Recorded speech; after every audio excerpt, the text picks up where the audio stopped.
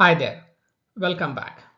In this week episode of Building Agents Step by Step, we are going to discuss about designing the agent core. Three building blocks of an agent. One is an LLM we choose, the agent framework we choose, and then the memory we choose. These three are very crucial decisions we make when building an agent. The decision we make will influence the stability and then scalability of the agent you are building. So we are going to discuss what are the factors that influence the LLM selection and what are the three popular frameworks available for building agents and what is agent memory and what memory framework is suitable for our sales outreach agent. So by end of the session, we will decide the LLM to choose for our use case, the agent framework for our use case, and the memory for our use case. So this is a part one of our designing agent core. In part two, we'll continue the prompts, selection, and then the tracing, the UI layer, and end-to-end architecture. So with that, let's get started. So to start with, we are going to discuss about how to choose the LLM for our agent framework. In this section, we'll explore the accuracy and performance metrics that directly shape the user experience and the model effectiveness. So these metrics should always be evaluated in realistic conditions that match actual production environment. So first, let's discuss the reasoning quality. This is about the logical consistency, the instruction following, coherence, and correctly applying domain-specific knowledge. So imagine you are building an agent for drafting a sales outreach email, just like the use case you are building. A high reasoning quality guarantees that the email resonates logically, thereby improving your chances of engagement with the customer. Conversely, any lapses here, like suggesting an unrelated product or unrelated, domain information or unrelated, company news information, could harm the credibility of your company when reaching out to the customers. Next, the context window. The context window determines how much information the model can process. So consider a scenario where we are building the same like a sales outreach agent. Eventually, we need to send an email to the customer. But to send the email to customer, I need to analyze, company annual reports or maybe latest trends in the market or maybe the product information which is relevant to customer. So that means I'm passing a large amount of information to the agent to make a decision on what should be the content and tone of this email. So a large context window here allows the agent to accurately reference important data points without losing the crucial context. A smaller window might mean a critical information might get left behind. Again, it's depending upon the context. There are cases where not every case, require that you require huge context window, right? You are solving some specific problem where you are just giving a question and answer. It has to be fine-tuned on a specific domain. You don't need a huge context window there. You might even a small context window might help us. But in depending upon the use case, there are some use cases it might require a high context window. Moving on, let's talk about latency or response time under varying loads. So think about your experience chatting with a customer support chatbot. If the responses are quick, you are engaged, customers are satisfied, and then if it is taking a lot of time for every question you ask, it is taking a lot of time to respond, it could cause a frustration and customer might not come back. So a low latency means a happier user and smoother transactions and are more productive interactions. So finally, throughput. Throughput assess how many requests a model can handle at once. So like imagine the retail website during a Black Friday sale, your AI recommendation engine must handle thousands of simultaneous queries seamlessly. So high throughput and make sure that a consistent user experience even when traffic spikes dramatically. But again, These benchmarks don't always reflect real world performance. One notable case was for organization that deployed a model based solely on impressive benchmark, right? Maybe eventually they discovered that the real world performance lagged significantly due to unforeseen data complexities. So to avoid such pitfalls, always we have to conduct some type of a pilot project using a representative workload to accurately gauge the performance before a full scale deployment. Now let's discuss another important aspect, which is cost and then operational considerations. So understanding and controlling the expenses associated with LLM usage is a fundamental for sustainable deployment. You don't want to end up in a situation that after the agent goes live, you realize that your cost is going beyond what has been budgeted because you have not factored you didn't do the cost analysis while during a LLM selections. So LLMs typically priced by tokens processed, so model parameters and overall compute usage, and these costs can vary significantly between the provider. For instance, some vendor might charge more for input token versus output token, which could impact scenarios where your AI agent handles extensive input documents. Additionally, if you're looking for a batch processing discounts or volume-based pricing tiers, imagine processing thousands of sales outreach emails per day. A small difference in token pricing can result in a substantial annual savings. Suppose if you're a big company, you're having thousands of sales reps, everyone is using this agent. Obviously, even a small price changes in the token, price could make a huge difference in your, overall cost. And we should also do an ROI calculations like balancing your performance requirements against available budget. The most expensive model doesn't mean it necessarily the most effective or an efficient choice. So consider a practical example. Suppose your AI agent reduces average email drafting time from 20 minutes to 2 minutes, or hundreds and thousands of emails. The accumulated time savings significantly offset the model cost. Similarly, a slight improvements in accuracy that notably reduces errors could dramatically improve the customer satisfaction and maybe improve the retention, so providing a substantial indirect value. So what it means is that to summarize, in the end, we need to weigh the direct model cost against a measurable outcome such as time savings, error reduction, and customer satisfaction improvement.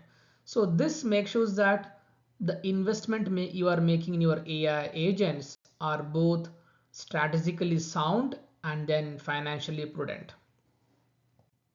Now let's dive into very important areas. Maybe you'll be spending a lot of your time when building agents in these areas. Number one, customization integration capabilities. These features determine how well your AI agent can adapt and extend beyond a simple text generation into a fully tailored, business workflows. First, fine-tuning option. Fine-tuning allows us to adapt model to very specific industry need. For example, say you are in highly regulated industry like healthcare or finance. Fine-tuning makes sure that the model uses the correct terminology like medical terminology correctly. Without it, even a powerful LLM might make a basic mistakes that erode user trust. So something like next to RAG implementation or retrieval augmented generation. This is critical when you want your AI agents to pull from up-to-date trusted internal databases rather than relying purely on what the model remembers. For instance, in our case of sales outreach agent could retrieve the latest market data or new product features to create highly relevant, accurate messages, significantly reducing hallucination risks. So again, third one is API flexibility is also very crucial. When building a production system, it's just not about how good the AI is. It's about how reliably it connects with your systems, right? For example, when I'm building I'm taking again this our use case. I'm trying to build everything back to our use case. Suppose I'm building a sales outreach agent. I might have to connect to a CRM system. I need to connect to a API that gives me information about different companies. I might have to connect to an API that would actually let me to know about the latest trends in the in that particular customer segment or industry or the product line. So if the LLM's API doesn't support a stable webhook or a strict rate limit, your entire pipeline could break during peak hours.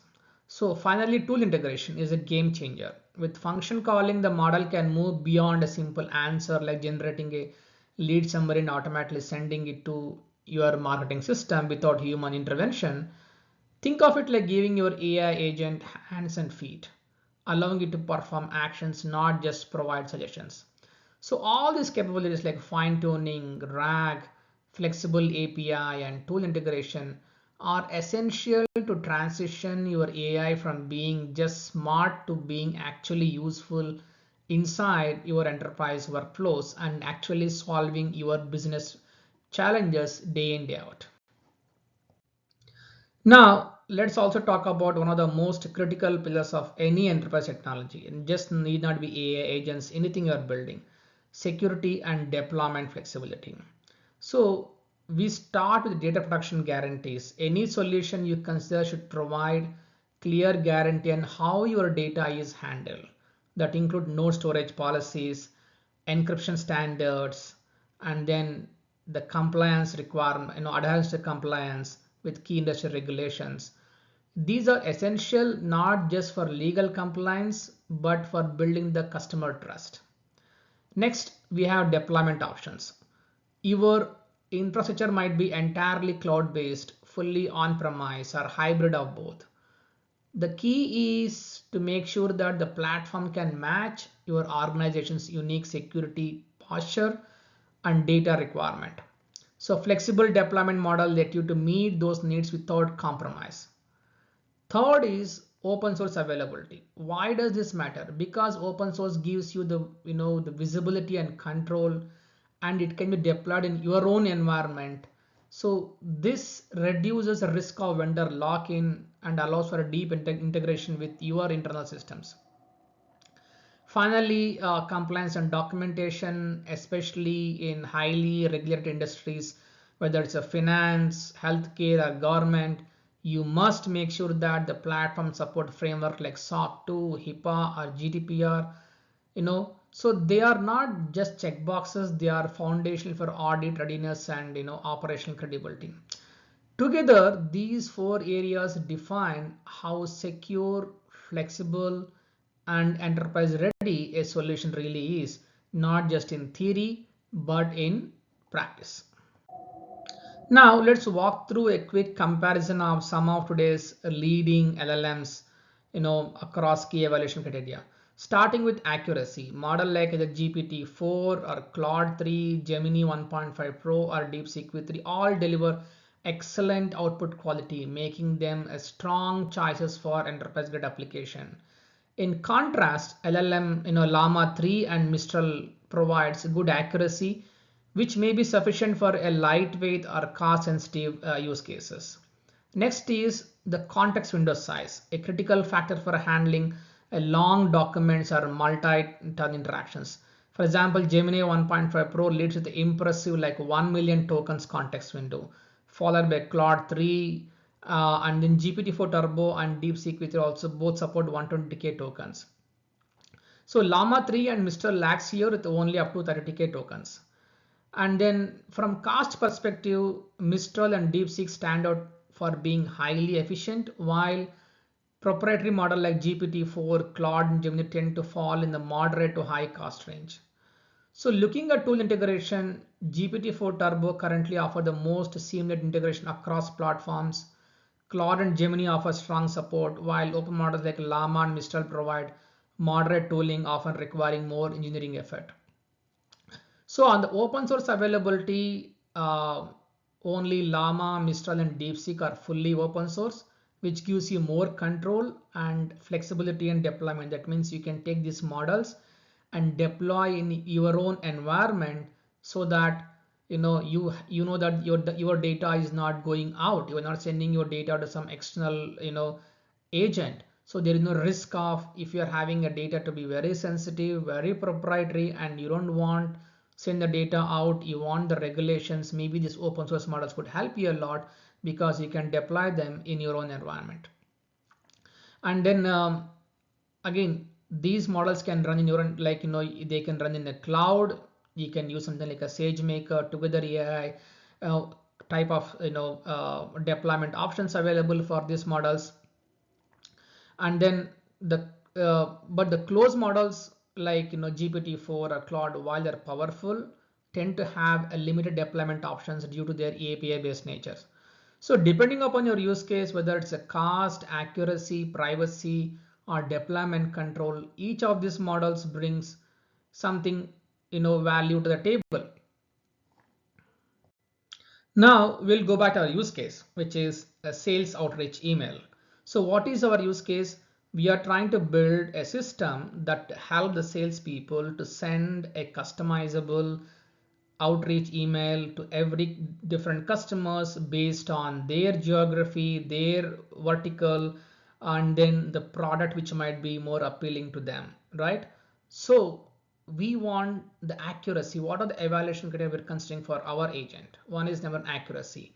It need to generate highly irrelevant messaging.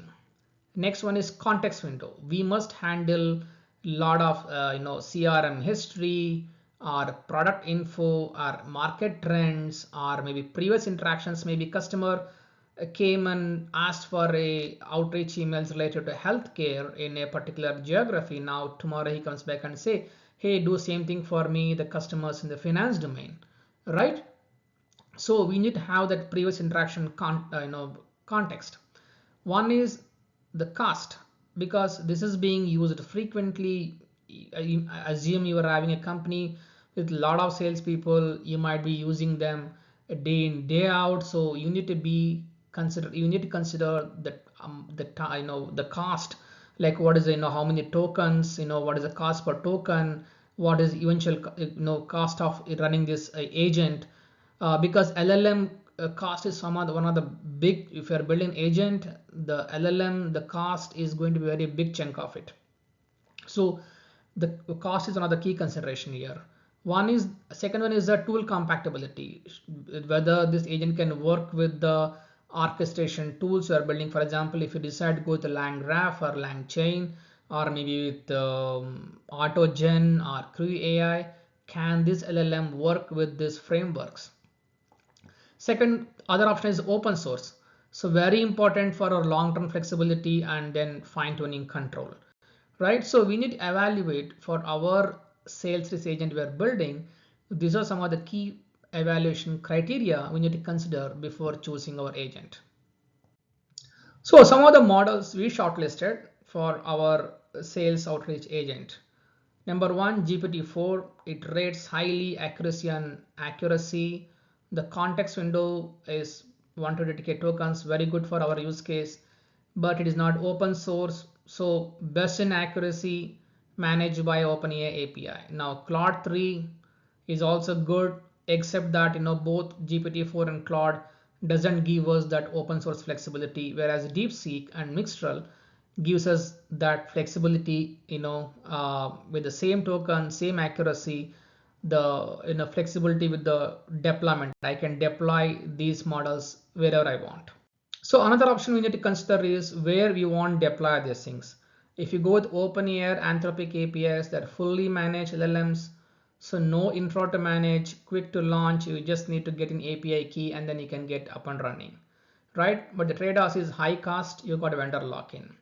So we can also use SageMaker, where we can use models like a Mistral or DeepSeek. We can deploy in SageMaker. It is private, customizable, AWS native, require ML infra, and then the cost control. We also have other options like Together AI, Grok, or Replicate. They also help you to host open models. So faster than API, more affordable, but limited tooling, less support. Maybe unlike AWS or other environment, for example, your applications all running on AWS, you already in that ecosystem. So it makes more sense to have something like a SageMaker, or using something like a Bedrock models are more easier for you to when you're building agents. And final option, which is might not be really a recommended options, like on-premise. Of course, it is fully self-managed. You got a full control, offline capable, but again, it comes up with very high maintenance cost. DevOps. You need to have a lot of resources to manage these models. You need to have a lot of domain expertise. You need to have that skill you require to manage all this in LLM infrastructure. So these are all the different deployment options available for us to run our LLM. So what is our final recommendation? We will be using a DeepSeek V3 model for our AI agent, sales outreach agent. The reason being, number one, the factor accuracy. It is on par with GPT-4 with many tasks, with strong few short and multi-turn reasoning. It is having context window, which is sufficient for our CRM plus email history or any form information. It is open source, fully open for customization, inspection, and offline hosting. Deployment, I have options of using SageMaker, Together AI, or our own VPC in a full control. Cost, excellent, so no token licensing fees, great for high volume use case. Integration, it already LangChain already has got really good integration with the DeepSeek. So considering all these factors, DeepSeek actually wins here. So we will be using DeepSeek for our agent development of our agent. Okay, next we need to make a selection about our agent frameworks. So let's see what are all the available frameworks what you're having. So we have a lot of agent frameworks in the market, but today we are going to evaluate three frameworks. One is a LangGraph, AutoGen, and Crue AI. The reason being, these agents are already well established. They have got good documentation, customer stories, use cases. So it makes easier to compare and then choose one framework out of these things. Other than, of course, we are also having Google ADK available, but still they are evolving. And then for you to evaluate which frameworks works, these frameworks will give you more information. It's kind of easier to evaluate one of these frameworks and choose one from one of them. So the first agent we are considering today is LangGraph. So this is one of the most popular frameworks for building AI agents. The LangGraph, the one advantage is it's kind of a developer friendly. It gives you more control, a precise control over building agents with all the looping, branching. It's kind of really easy to build a complex workflows with the LangGraph, as you can code all these different branching options, customizations in your code. Other one is that it has got LangChain integration. So if you are using both LangChain, LangGraph, and Langsmith, you are having all your ecosystem, like whether you want to prompt management or you want to tracing, you want to do the evaluation, you want to build the LangChain. And then LangChain has got a lot of tool support. That means you, even if you want to use a lot of other external APIs or third-party integrations, it's kind of really easy with the LangChain. So that's where the LangGraph shines. So the one popular reason to use LangGraph is that what I like about LangGraph is that the amount of control you have in building the agent, like you are having more, you are in control. Like if you want to build a lot of customizations, anything you want to build, LangGraph makes it really easy. So another popular framework for building multi-agents or maybe a role-based, a teamwork type of a framework is Crue AI. In fact, I actually made a lot of videos on both LangGraph and then Crue AI. You can refer them in my channel. So that's why I'm not going in the details, because today we are going to make a decision on which framework to support. So we are evaluating these three frameworks. Next, the advantage of Crue AI is it is having like a role defined agent. You can clearly separate the responsibilities.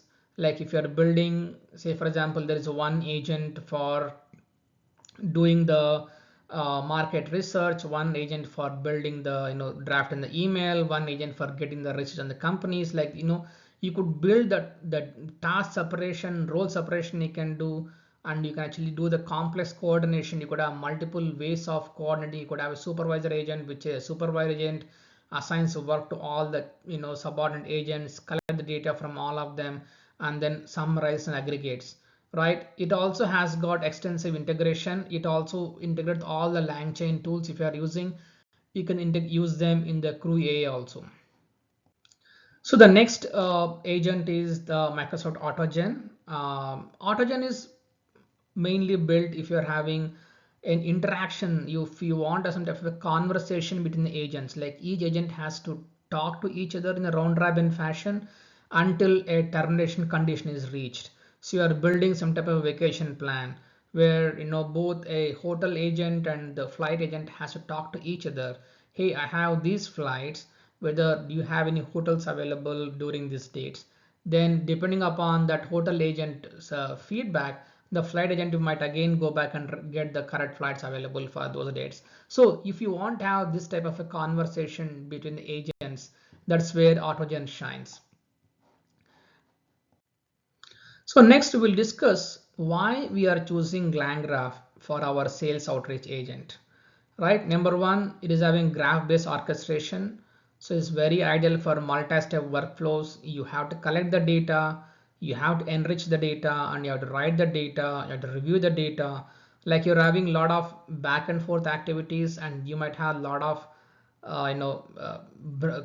customizations required here. You might have to involve a lot of custom APIs, some custom logic involved. So it makes more sense here.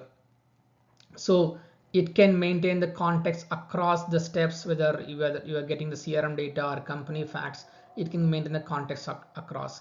And then this is built on LangChain. It seamlessly integrates with LangChain tools, retrieves or embeddings. And then it is also having built-in streaming capability. That means when you are actually, you don't have, user doesn't have to wait till the whole output is ready. It can keep streaming the output as and when output is generated, right? So why we are not using Crew AI? Crew AI is, the limitation for our use case is that static task delegation and limited flow of control. And then in case of AutoGen, is more of a a chat based, harder to map to a structured workflow. So because of these limitations, especially not that these limitations on the at the framework, the limitations for our specific use case, we are going with LangGraph as our framework for building agents. So our next, decision we have to make is our agent memory, one of the key building blocks of building an agent. So next one is agent memory. The agent memory brings that stateful nature to your agent, right? So it makes, instead of agent being stateless, it makes it stateful because it maintains the context across the interactions. So the memory allows an LLM based agent to retain and recall information, like whatever user has provided some information to yesterday, user can come back tomorrow and ask, hey, for same information I want to do a different thing now. Yesterday we discussed about the customers of the finance domain. Today I want to do same thing for healthcare customers in specific vertical or specific geography, right? So the user need not to tell the agent again all the information they discussed yesterday, or maybe a few hours back, or maybe a week back. So that's what the agent memory does. It retains that context, what with the interactions with the user. So it allows more personalization and more follow-up, and then it builds that type of, just like the chat GPT remembers like all the interaction even for a few months back also, and can tell what you are talking to the with chat GPT a few months back also. Same thing with memory. Agent memory helps you basically to retain and recall information to build that follow personalization.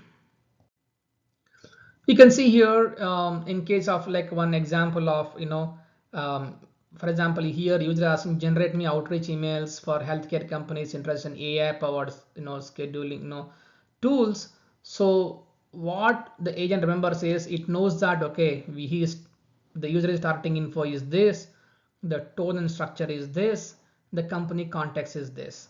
Now in the turn 2, now the same for financial services. With memory, it can reuse the email tone and structure, update only the industry, avoid re-asking user for known details. Right? This is the power of agents, which makes the whole experience much easier and then user friendly. So these are all the different options available for agent memory, and one interesting is about Zep memory. Okay, this is very interesting tool where it can build that a graph of all the interactions of the user. It just not storing your memory interactions in context. It is actually building the graph of all the interactions the user had, like okay, user asked about the product today and then he asked about that vertical, so yeah, this product and this verticals are related. The user asked about certain customers in geography, this customer, so these customers and these products are related. It builds an entire graph of your interactions with the users in the memory. So when user asking a question, you are not just blindly pulling all the previous conversation context. You are intelligently pulling the relevant information and then sending the relevant information to the model. That's what the power of Zep, where it builds that knowledge graph out of your interactions. Apart from that, we're having Pinecone, Redis, Vivid, in memory, buffer memory, even the default memory in the LangChain. These are all the available options for us. So our choice for the memory for agent is Zep memory. The reason being we need a session memory across a LangGraph nodes, because there could be some lot of back and forth of information exchange. For example, user is we have to do some research about the company, and then we want to know like any latest trends or news about the company, right? Maybe I need some context of the what the previous agent has asked, and then so that context will be passed to the next agent also. So that's where LangChain helps me. And then we want a semantic recall of lead history, and then we want to be able to easy to use and extend, and then support for multiple sessions. And then my favorite thing is that it can also build that graph of your interactions context in the Zep memory.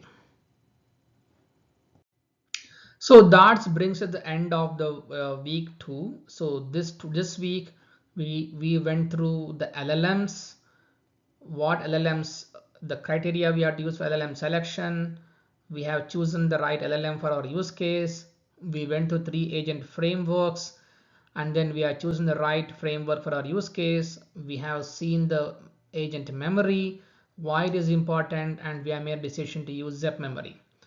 In the next week, we are going to talk about the tool selection, like what tools you require to build these agents, right? And then we are going to talk about the prompt management, and then we are going to talk about the tracing tools, the UI layer, and then we are going to build a complete end-to-end architecture by end of next week's session. Then after that, we'll actually start building the agents one by one. Okay, so thanks for me for staying until the end, and then see you again in the next session.